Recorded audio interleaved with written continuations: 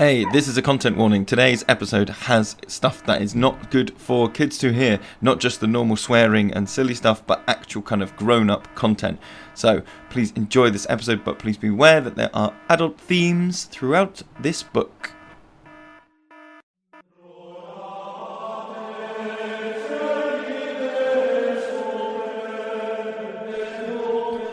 Attention, dear listeners. Do you feel the weight of your forest school sins bearing down upon your soul?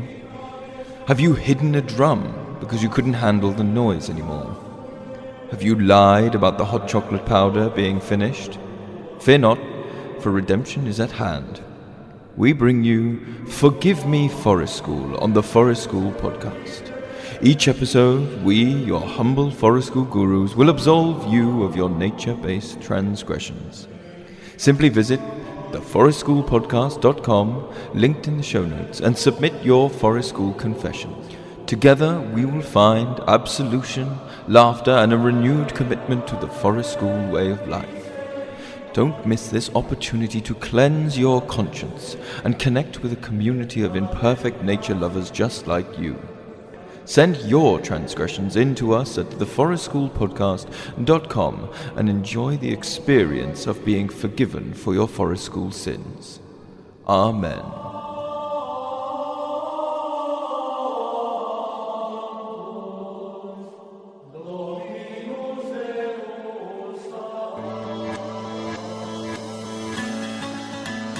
You're listening to the Forest School Podcast. Delicious waffle chat about education, nature connection, child development, community building, and lots more.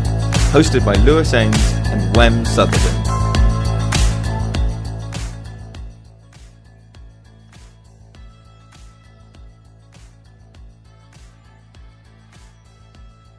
Okay, so here's the question. The first question, straight out the gate.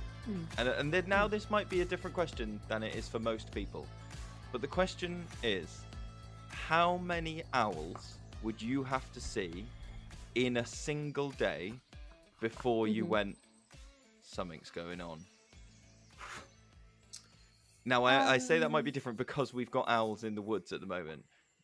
So, when you say something's going on, do you mean like the other universe has finally found the veil between the worlds and is coming through, starting with the messenger owls, to let us know about the existence of the other universe and about the dark forces that are coming to invade?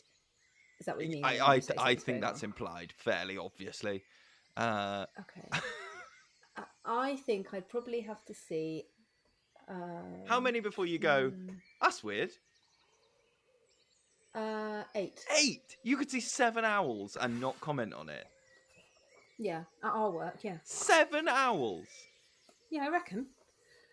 That would be like 3 babies and 4 adults.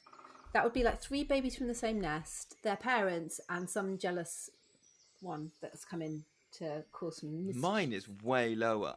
Is that 7? That doesn't make 8. That makes 7. Anyway. I think if I saw 3 or 4, I would go, that's... You'd be looking for the veil. I'd be if you saw 3 or 4. I'd be, I don't know, spinning dreidels and going, something's going on. What's going on with the world? What's a dreidel? It's that thing he has in, what's the film that's like, I was going to say Memento. It's not Memento. Inception.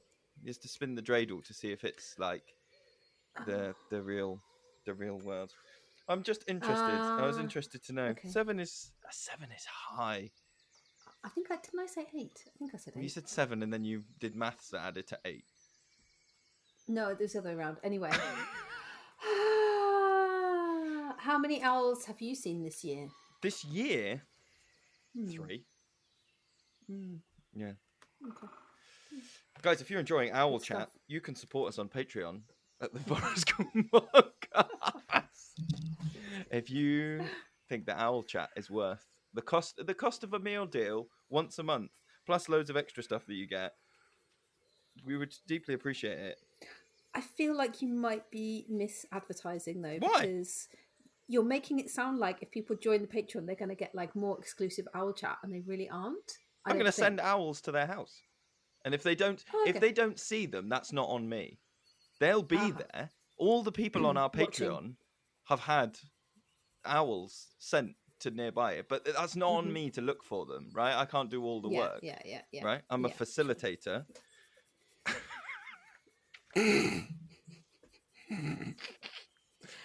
Yeah, Okay. okay. So that's the link between owls and Patreon. That they come, they come, but you won't see Yeah. them.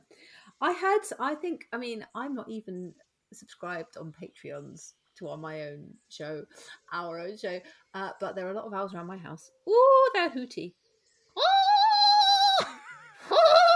Like every night at the moment. It's loud. Oh. I As my son once said when he was very small, it's a bit hooty in here. hooty in here. Of his It's my bedroom. Yeah, favorite he R&B found it song. hard to sleep. It's a bit hooty. Yeah. So Ooh. take off all your feathers. I see. Um, you have been, I'm not going to say like aggressively, but Mm-hmm. kind of Mm-hmm. aggressively shouting at me, want to talk to you about biophilia for like about 3 weeks. Mm-hmm. Mm-hmm. So now's your Mm-hmm. chance. Okay, great. Mofo. Let rip. Get re- Let rip. get ready for a dump of info. Are you ready to get dumped on? Are you I'm ready for the ready. dumping? Have you managed to remember it all No, I've made over myself 3 notes. weeks? I've made Okay, myself notes. So excellent. this is very much going to be let's go back. The biophilia effect, a scientific and spiritual exploration between of the healing bond between humans and nature, by Clemens G. Arvey. Forward. Can I ask when this book was published, please? You can ask, I and want all of your chats to be Harvard oh my referenced as well, god, please. this is the All of your 2015 points. edition. Okay, fantastic. Can I show you and tell you the title of another book about biophilia, Okay. which I said to you that I was going to read so we could compare and contrast, and then I didn't read. Yeah. I read. Well, I read. Just in case listeners are interested, I read up to I don't know, page 12 or something. Oh, 21. This one.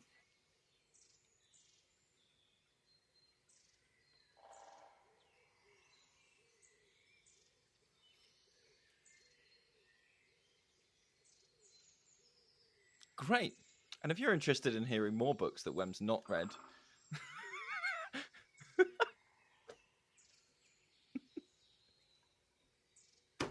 okay. I really, really loved this biophilia book. And hopefully, about looking at my notes, about 2/3 of the way in, I'm going to go, this is the thing. This is the big thing, right? But I wanted to warm up. Oh, I have, because I really want to talk to you about it. And I know it's going to be good chat. So, okay, biophilia, right? Simple definition: love of life or of living systems. Okay, so this book starts out, and it's normal waffle at the start. There's some cool facts in it. So, plants exchange information through their fragrances, and there are some people doing impressive work where they're trying to decode it as a language, so like trying to take all the molecules in it, because they have found that some plants so there's that one, I can't remember which book it's in. I think it might be Secret Life of Trees, where they talk about the trees in I forget where, and the giraffes come to nibble them, and they let out a fragrance, and all the other trees downwind pick up on the fragrance and go, oh, better make my leaves bitter, and they do, and now they're cool. Anyway, so, but some people have worked out in this book that's saying that not only do some plants say that they are hurt, but they can distinguish through fragrance who is hurting them. So they can send out a fragrance that says, I am being nibbled by a badger, as distinct from, I am being nibbled by a squirrel, and that there is a difference in fragrance between those things. Isn't that amazing? And I can only put that down. It doesn't really go into a huge amount of detail, but I can only put that down to like either where it's being nibbled or the way in which it, like the cuts. If it's like, oh, I'm being ripped, that it must be a badger. Or okay, so the next bit in this book is talking about Catathym imaginative psychotherapy, which we have done some in the woods. So it's seeing unconscious processes like breathing as visualization, and it sends the message from your imagination to the body and increases the rate of those things. So it was talking about like uh, time in nature and doing these meditative things, particularly with nature imagery, and how that can actually have physiological effects on the body. So we tried it out this week with some of our forest school leader students who very graciously went along with me, and I went, I've read this thing, do you want to try it? Thanks. um, and so I was reading and I was doing visualizations of like, your heartbeat is a river and it starts really, big at the big gushing waterfall at the start, but as it goes down the landscape, it starts to meander and then it starts to slow down. And as your heart rate starts to slow down and the waters become more calm, and it goes on and on and on.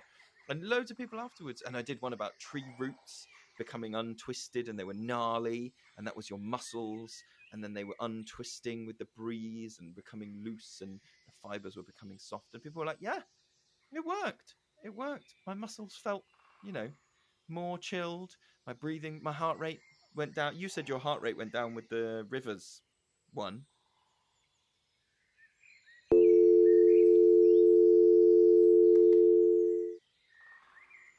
Yeah, Do you think that we lost some of the previous bit? maybe. I'll stitch it back together.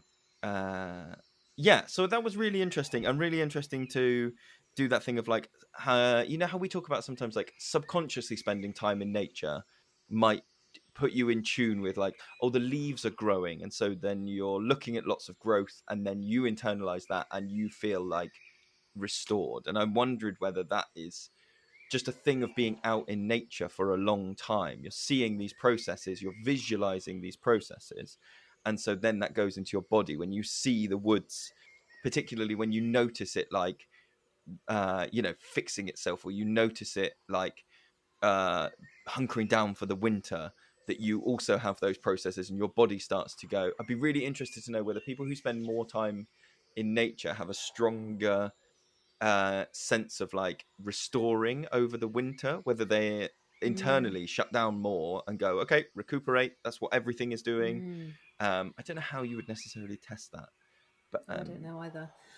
But the thing I also liked about that Catathym thing is that, the studies that say that actual views of nature, even if you can't be in nature, but you're like looking at a picture of it on your yes, hospital yes, wall and yes, all yes, that yes, stuff, that yes. helps recovery, literally physical recovery in your body.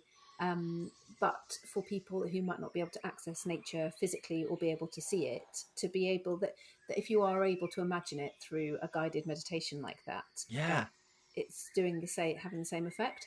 What I did wonder, and I did sort of say to our group, is for anybody who perhaps finds it really difficult to visualize things in their imagination, like, does that still, like, if you're thinking about the concept of a river mm-hmm. without seeing it in your mind's eye, is it still as effective or not? Like, I'd be really intrigued to know, Mm. um, Well, and what so there was that's some like. interesting stuff about this later on, where they're talking about like showing people interesting landscapes of nature and Mm-hmm. assessing their like heart rate and their different hormone levels and how that goes. And numerous trials show that humans across the board, regardless of where they live, in the Amazon jungle or in a city or in whatever, have a preference for savanna style landscapes. So lots of grassland, um, wide views, particularly trees that will look climbable, is one of the other features that people are looking for. Wow. Feel, if you had two savannas and one of them has like, those big baobab trees with no branches, and one of them has trees that Yeah. you can, they've sussed it that is what it is. Um, and I just think that's so interesting Mm. as like an evolutionary memory, Yeah. that something in there still goes, that's the place that humans spent a huge amount of time. Yeah, because the time that we haven't spent in that environment has been like 2 seconds Yeah, on the evolutionary clock, yeah, hasn't yeah, it? yeah. It's, yeah, But also our brains but are to catching say up that with that's that. not necessarily like, oh, we spent the last little bit in cities but we still like nature. It is specifically like people who live in, you know deserts prefer savanna landscapes. It's not about, people who live in Yeah. dense thick jungles prefer savanna landscapes. It's not a like, oh, Mm. we prefer our home. It's a Mm. like something in us as a species, as a heard something the other day calling it the two-legged tribe. the two-legged tribe, we all have this shared preference. Yeah. And also in there, they were saying that we are hardwired to spot sparkling water in landscapes from an incredible distance, because Yeah. sparkling water indicates that that water is drinkable, Because it's not because it's murky or not something. murky and because it's slightly moving but not rushing. It's the level of sparkle is like, that's what we are tuned in for, and we can see it from, like, if you've got the view, 10 miles, you can see a bit of sparkling water. We are, Yeah. again, predisposed as humans to go and find those things. It's really interesting in this book, talking about like the built-in stuff, the Yeah. like, oh, that just exists in your body, and then thinking that, okay, anyone that comes to your sessions will have a preference for, having some sort of views, climbable trees, that sparkling water is going to set people off. If you are like traveling around, you might want to, like, I was thinking if you were doing like an expedition, how interesting it would be to assess like group morale when you can see sparkling water in the way that you're heading versus like heading off into deepest, darkest Dartmoor. Whether that view changes people's kind of like, oh yeah, okay, we're off, we're going.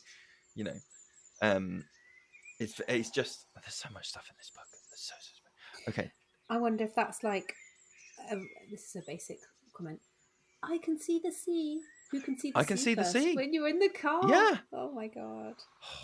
I just, while you were chatting, While you were blathering on, I was while you were chatting, I was trying to remember where specifically in Africa the most ancient human yeah, remains yep, have been yep. found. Botswana, and now I'm looking at pictures of landscapes in Botswana, and guess Do you feel, what? It's exactly like do you you've feel calm? described. Mm. No, because I'm talking to you. Fucking hell. No, it's just it was just exactly that: savanna, trees, water, grassland, Very elephants. interesting. Okay, tiny fact, and then I'm going to tell you the big one. Tiny fact: in Australia, there's a species of mistletoe that can change the shape of its leaves to match the shape of the species that it is growing on. If it grows on a tree with roundy leaves, it makes roundy leaves. If it grows with a tree with like spiky leaves, it makes spiky leaves. It, That is they, mind blowing, but also like cuckoos laying their right, but how eggs does it? and making their eggs like the How eggs does it of the get that info? birds How that does it. the plant get that information? It's not looking. There's How does it get the information of like, make your leaves like this? I don't know, man. Nuts. I don't know. I don't know. Absolutely How nuts. does a holly know? Okay, at this height, I make my leaves not spiky, and at this height, I make them spiky. Like plant wisdom. Plant wisdom. Okay, you ready for the big one? This is the one that I've been like, I need to tell you about this thing. Okay, I'm going to read a Okay. quote. Yeah. Ready? In nature, we can be who we are: hardworking or lazy, sad or happy, fast, slow, introverted or extroverted, heterosexual, homosexual, transsexual, asexual, on top of the world or devastated. We can fit society's image of an ideal body, or we can have a body that does not conform at all. Nature, animals, and the plants don't judge us. Mm-hmm. Now, what an incredible statement, just Mm. in and of itself. But it unlocked something in my head, which is that is why I think I have such a problem with conditionality and curriculums and things coming out into nature, because I think nature has that space, and it is hot potential. This is the way that this lens is going to cut, right? This is a space which does not judge you for any of those things, for your body, for your thoughts, for your effort, for your emotional state. It is just there. The trees do not move away from you. The plants do not like give you less sustenance. All of that stuff is just the most deeply accepting and inclusive. Maybe inclusive isn't quite the right word because that has other connotations. But do you know what I mean? Like, the nature is just there. You can be anything out there, and then the experience of some people of being out in nature will be colored by, I know what my experience of going out to nature was. I did not get my firelighting badge, or I did not want to join in with this, or I was not wearing the uniform that everyone else was wearing, or the teacher didn't like the picture. There's just, to me, there's a huge disconnect between that conditionality that humans have brought to a space which inherently does not have conditional responses. How does that land with you? Lands all kinds of ways. First of all, I was trying to take that statement of nature doesn't judge you, and I was like, do I believe that? And there was something kind of like, I do believe that, but also there was a little niggle, like, like that would imply that if you were in nature, you would feel kind of like, I don't know. I was going to say kind of like so free because you're not being judged and you can just be who you instinctively want to be and behave the way you instinctively want to behave. But I think for some people that isn't true, and I think for me that isn't true. And I was like, why is that not true? Like, do I actually believe that nature is judging me? And I was like, if you are inclined towards animism, where you believe that the things that are living and not living part of our world are imbued with spirit, then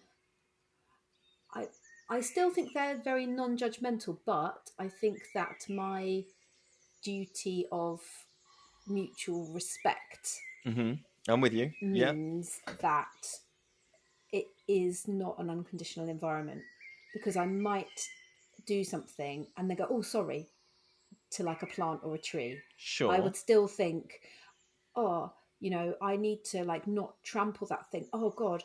Or, if I walk past a bit of litter out in the woods, like, and then I think, oh, am I going to pick that up? Oh, I'm really busy.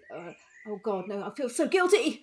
Go back and pick up the litter. Okay, like, I understand. do you know what I mean? I do understand. So it's not that nature is judging me, but I feel it's like it's almost in a way still like being with people, because But do you think that I applies? kind of believe that they're a bit conscious. I'm with you. I'm with you on the animism.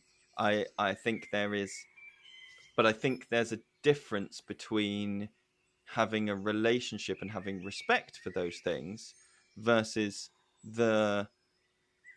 So if you drop litter and then pick it up, the plants don't stop growing there because they're upset that you once dropped litter there.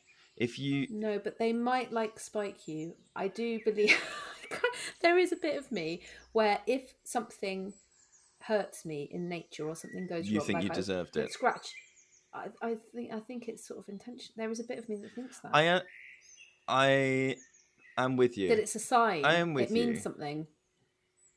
In the same way as you have to ask the elder before you take the wood. Okay, Or but do you think that those are in any way linked to any of the? Is that to do with like behavior versus person? No. I'm with you. no, I was laughing because I thought you were going to say, but do you think that's anything about your own mental health? Well, yes, I'm circling around that, but I don't want to. I've sidestepped that very delicately. It was a little plie that I did around your mental health. What I we, just went ha yeah. cha cha cha and back. Where I go, okay. What were I you was going to saying say then? that list of things does not include behaviors. About being sad or happy, fast, slow, introverted, extroverted, heterosexual, That's homosexual, asexual, happy, true. sad. Your body Yes, does not fit the ideal, or you have a body that doesn't conform at all. Those are that's very ways of true. That's, being. And so I'm not arguing that what you've just said isn't true. yeah. I'm just differentiating No, those two things. you're right to make that differentiation, because that is how I felt as you were talking. I was like, yes, I believe that.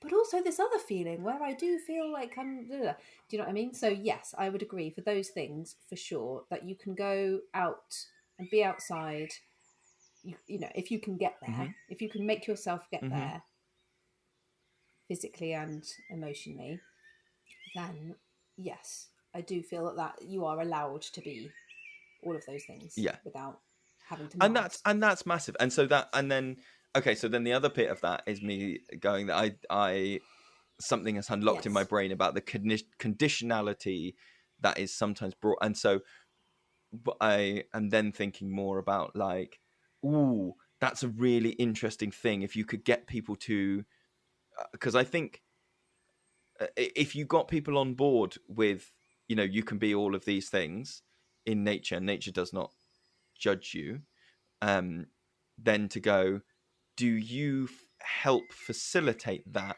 or do you hinder that with your practice or with how you are helping people access nature? I think that's a really interesting reflection point to.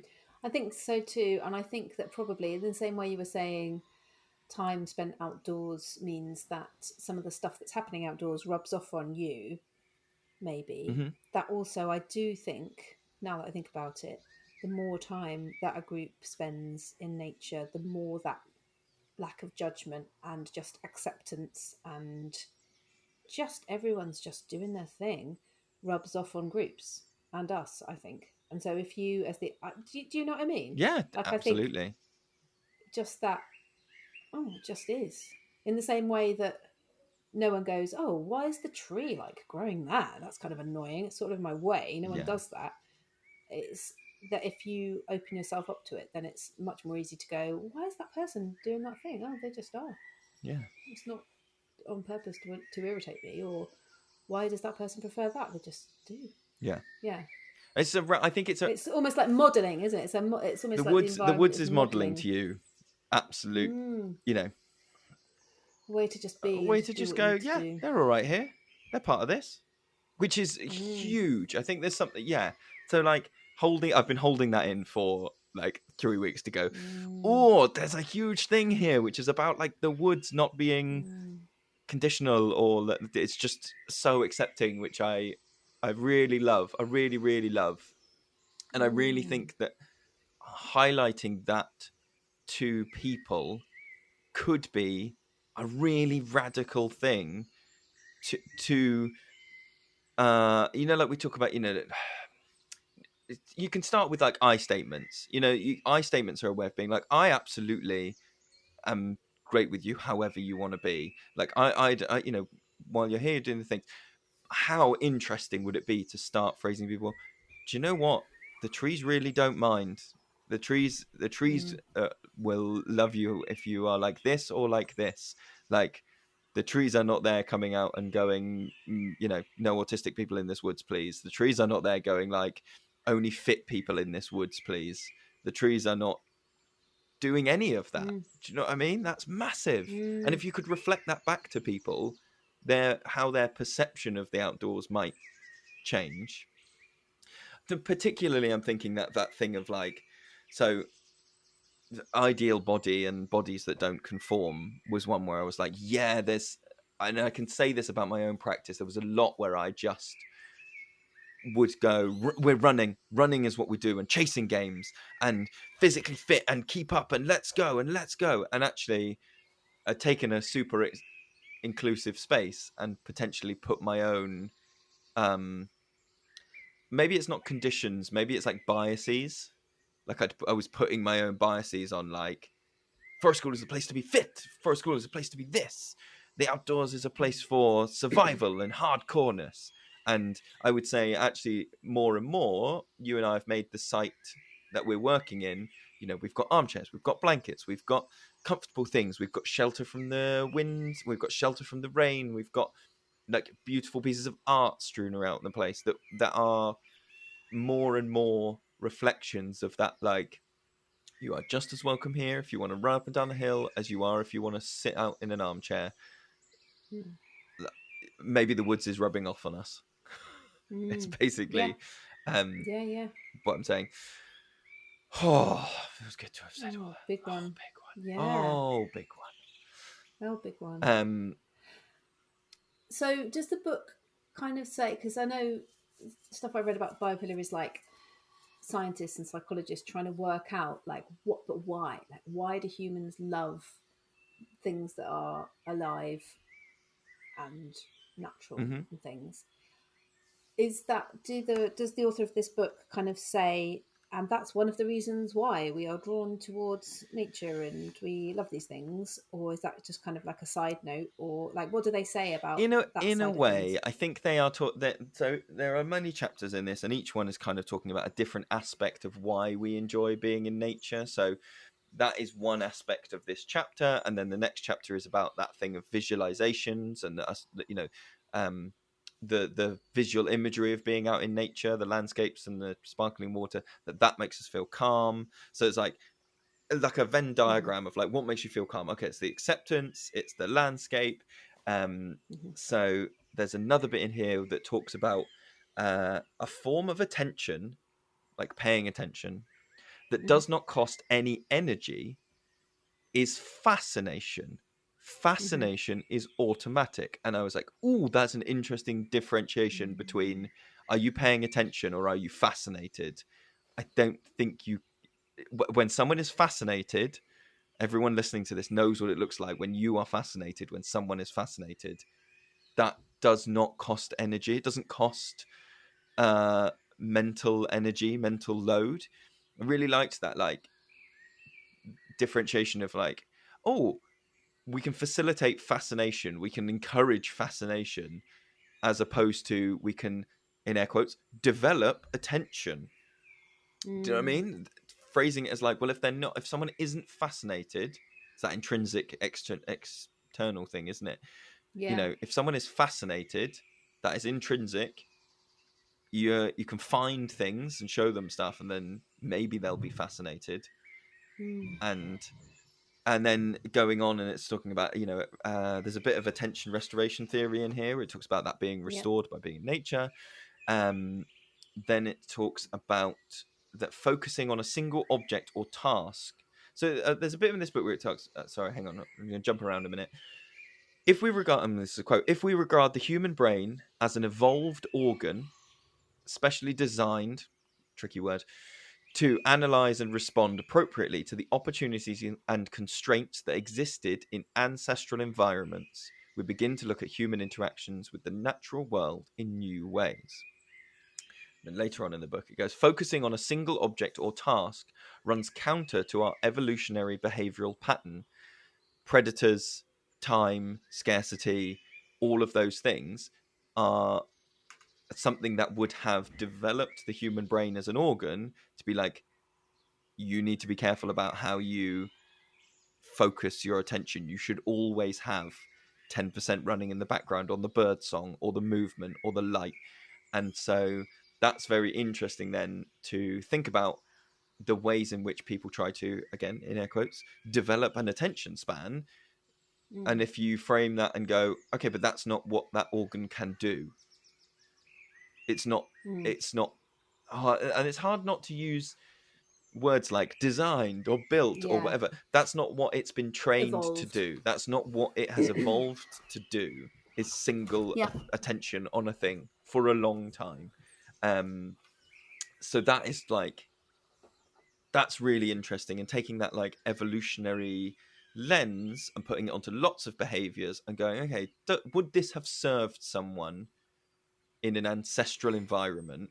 Could I counter Yeah, that please though do. with the neurodiversity Yep. lens, which would actually say some brains, Sure, sure, sure, sure, not sure, sure. our design, some brains develop so that they are able to pay attention to lots of things at Mm-hmm. once, or most brains, you could say.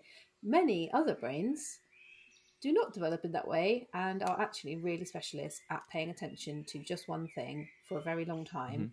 And that has also species wide Oh, benefits. completely. I suppose if you include ancestral environments to mean of a, Ancestral what did I environments, say? incest. Shit.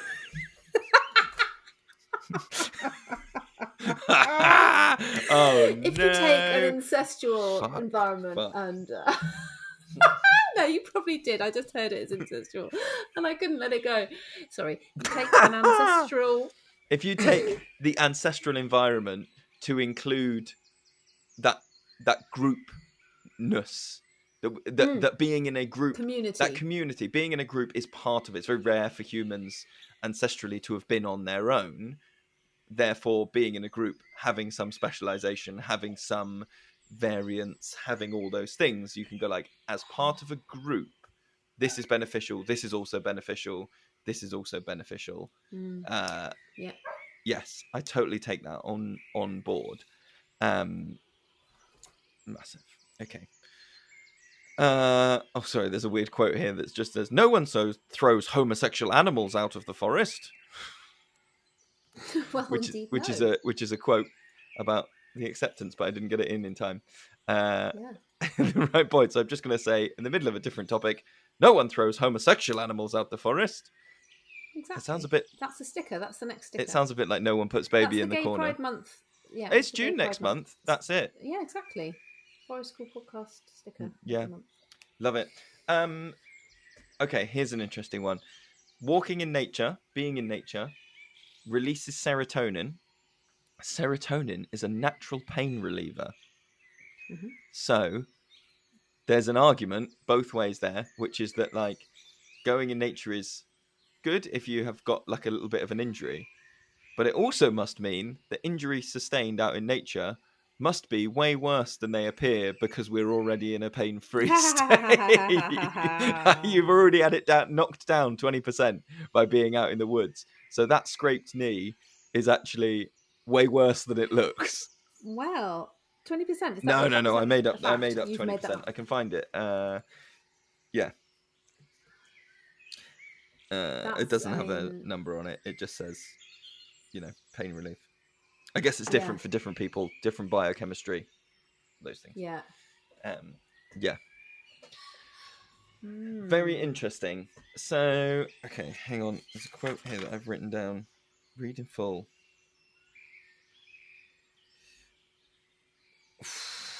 Okay, are you ready for a big quote? This is my second big hitter. My brain might explode. This is my second big hitter. The Eco-Psychosomatic system. That's not the whole quote. The human being is a unity of body and mind, interacting and inseparably connected. This knowledge is reflected in psychosomatics. Psychosomatics doesn't mean we are only imagining we are sick. It imagines how mental processes become physical and noticeable, and vice versa, how physical processes influence the psyche. You still on board? Yeah. I recommend expanding this concept and referring to eco-psychosomatics. In addition to the unity between body and mind, this science would also recognize how both have a highly complex relationship with the environment and nature. All three, body, mind, and nature, build an even larger unit that emerges from evolution and is equally inseparable. In this sense, the human body does not end at its external borders, but is part of an eco-psychosomatic system. End quote. 100% agree. Okay, moving on. 100%. That's the end of that. But that is even. I mean, it's huge, but it's also like really obvious in a way because for me, that would include things like the weather affecting people's moods. That would affect temperature. That would affect, like the noise of the wind and how that makes you feel, and all those things. Or birds all suddenly stopping singing and you being like, "What? What's up? Mm-hmm. Something's happening. I feel tense." But even people who might not be particularly nature connected would still, I'm sure, agree that their mood is affected by the weather, and that's part of the same thing, surely. Oh yeah. Do you think so? Yeah. This is I'm going to say a controversial thing here, and I mean this with like all the love in the world. I'm just interested in like pulling at some threads, putting some things together. So we were talking to Nina Lovelace in the last episode about urban forest schools, and a lot of that conversation was about sites and how sites might not initially be super nature filled, And I'm thinking about sessions that might outdoor sessions, not specifically forest school, but let's say, you know, that thing of like, just go to whatever nature you've got, right? Is a thing. If you went to nature that was actively under threat, so like whether that's like low level, like it's the like litter, or there's something higher level, like there's runoff coming down from the stuff and it's under the ground, not in a way that physically affects humans' bodies or minds, but that does affect the nature. There are trees dying, there are, you know, plants that are unwell. How does that then tie into this eco-psychosomatic thing, in terms of like, would you still, if you genuinely believe that, can you still recommend that as a place to go and interact with nature? Or are you then putting people in a position of saying you should go to this place that is going to have a negative or potentially harmful eco-psychosomatic relationship? What, because you pick up on the fact that there is illness and disease and stress amongst Yeah, the living if you're things going there, and full, you start to feel tense and yeah, stress. if those all those things are interconnected, does that mean you can't be around Ash Dieback? Does that mean that you can't, I guess you you'd know? have to measure out the beneficial effects of being in nature as opposed to not being in nature, and Got ya. then the difference. You know, it's like you know, if the epitome of eco-psycho, whatever you just said, somatic, is that right? Eco-psychosomatic. Eco-psychosomatic. If like the bestest, It's definitely a that Prodigy is song. the Eco-psychosomatic. bestest. Yeah, that is it. If it is the Savanna Uh-huh. in good health, Sure. then that's fine. But is like a skanky bit of grass next to the bins behind Asda, is that better? Obviously, it's not as good as a Savannah, but is it better than Then nothing. the inside of an office block with the blinds drawn? Do you think they're okay? I agree with that level of assessment. I think that is valid. Do you think there will be people listening to this who will have had the experience where they've gone, ah, I knew something wasn't right way before that tree came down. I knew that something was, I could feel, go to that bit of the woods or go to that bit of the session and didn't like it. Don't know why. And then we found out Yeah. that, you know, go on, tell me your thing. I haven't had that experience, and I've never spoken to anyone who's had that experience, but I don't know if anyone can relate to going to a place which isn't to do with people, like, but the vibe, the atmosphere, the it's something wrong. Mm-hmm. And obviously, if you go to a place with people, then that's kind of more understandable, because you can feel, Sure. you can almost like feel the energy, like, oh my god, well, before I came in, they had an argument, or everyone's a bit worried about that person over there, or something. Yeah. But a place just like a field or a woodland, and you just go, and we say bad ground. It's bad ground. You just get this creepy feeling that you just don't want to be there, and it does feel really instinctive and sort of primal. And I used to get it really strongly when I was a kid. I haven't had it for a while, but so yeah, so around certain types of tree, around, oh my god, there was a really spooky place that I used to go when I was a kid. It was almost like I had to go there to creep myself out, and there wasn't anything that would be stereotypically creepy. It was Right. just that the trees were poplar trees, and they did a weird kind of shiny thing when the wind was blowing, and it was just freaky.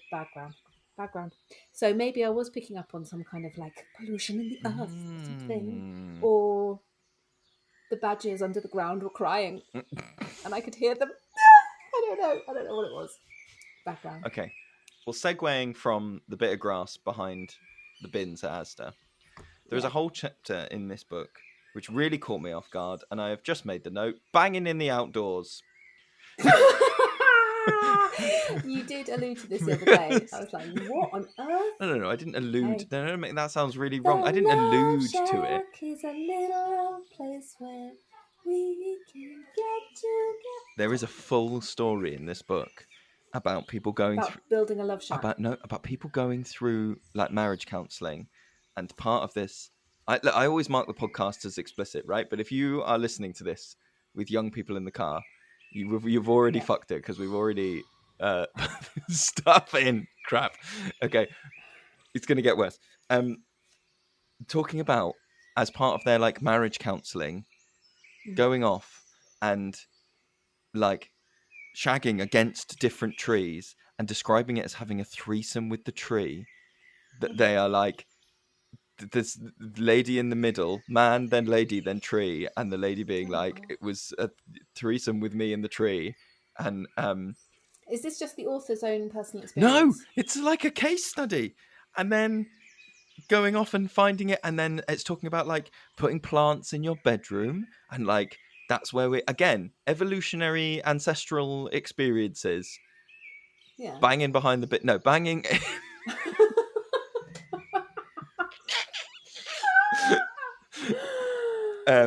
Okay. Banging in nature.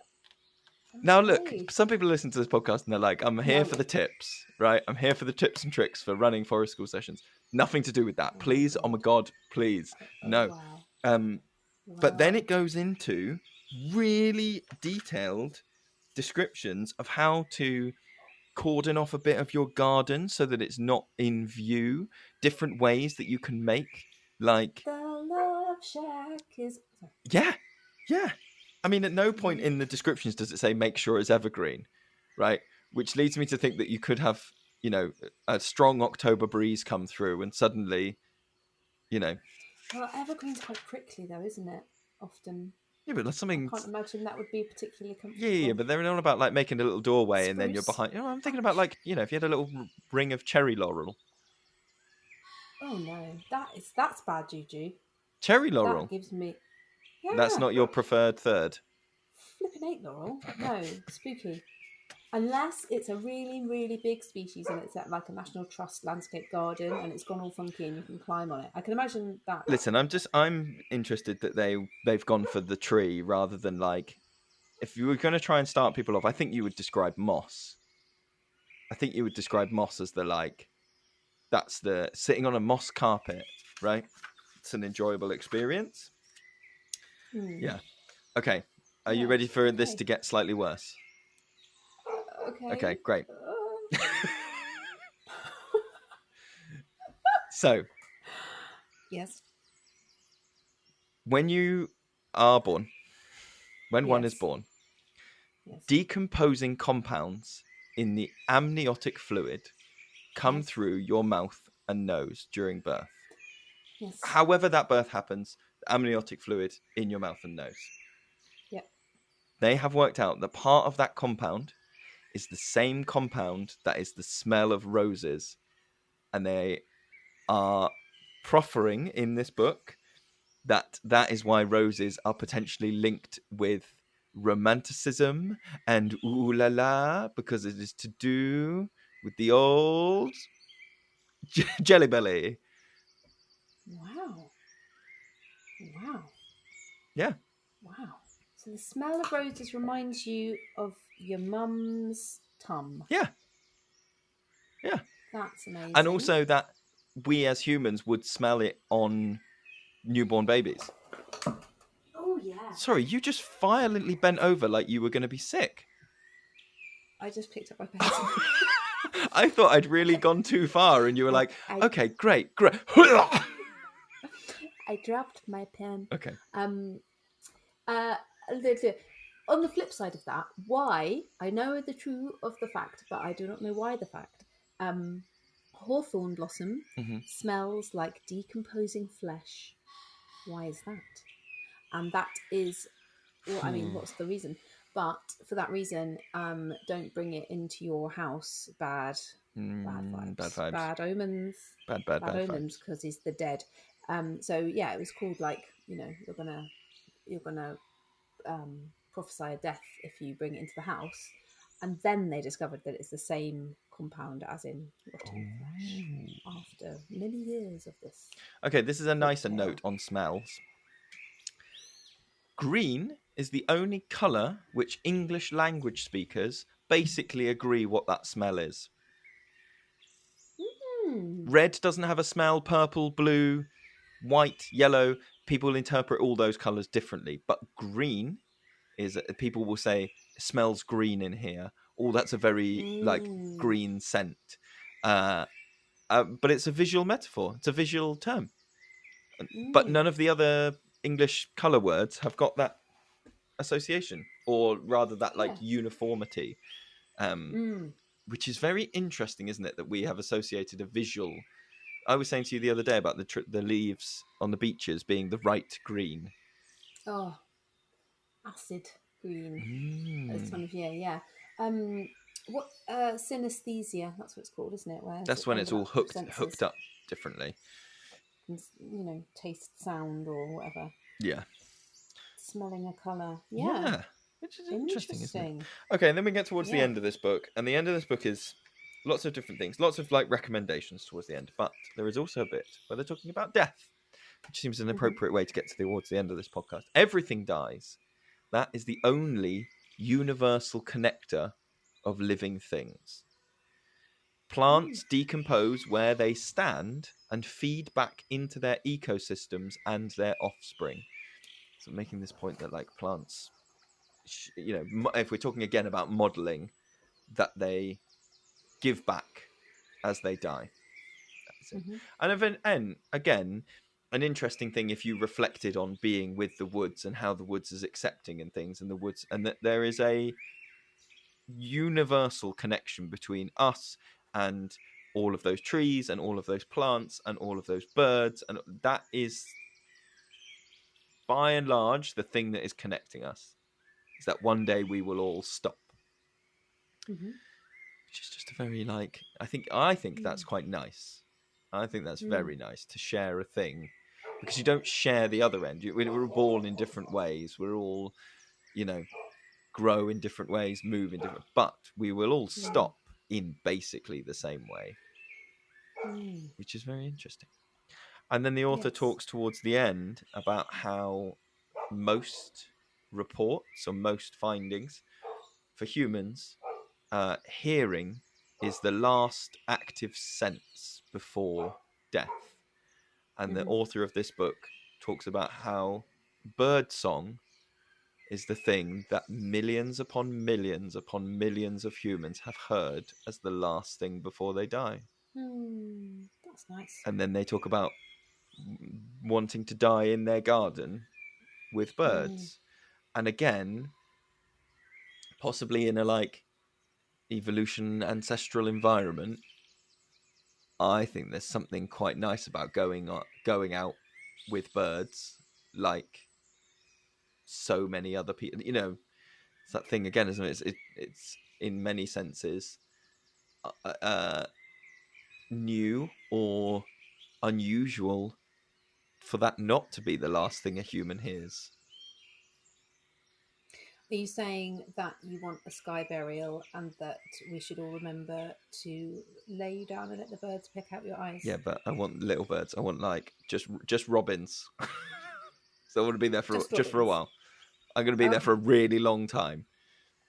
Just tiny piece by tiny piece. By tiny piece. Singing in your ear holes. As your ear holes are still getting the sound whilst they pluck your flesh. Sorry, that was very... I couldn't handle the okay, so the earnestness, so I made a joke. Okay, so if you had to earnestly for a second, just be earnest for a second. Try, really hold it. No, that didn't last, did it? I didn't even get the question out. Okay, I'm going to close my eyes. Go for it. You close your eyes. We're in different rooms. I'm breathing. Tell me. Okay, my question is just, which individual bird song would you like to hear last? Oh my god, that's such a beautiful and bleak question at the same time. Thanks. Oh my god. Because, okay, now I'm going to chew this out for a minute, because I don't want to hear a wren. Right? No, that's too much. Too belligerent. That's too much at the end.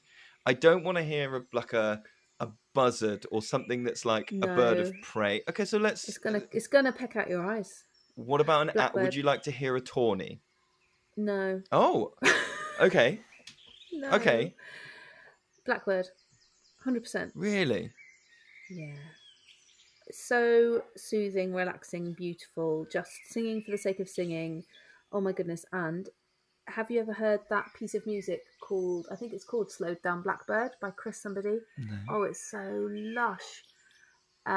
He's recorded a blackbird. At the beginning, it just is normal speed, and then he slows it down and down and down gradually through the record.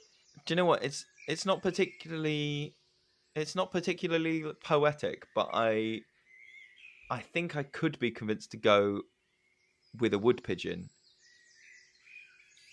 just to be sort of gently cooed. And also, wherever that poetically stops, it sounds pretty good. You know, like if it's going, my toe bleeds, Betty, my toe bleeds, Betty, my toe, my toe, my toe, my toe, my toe, my toe, my toe, my toe, my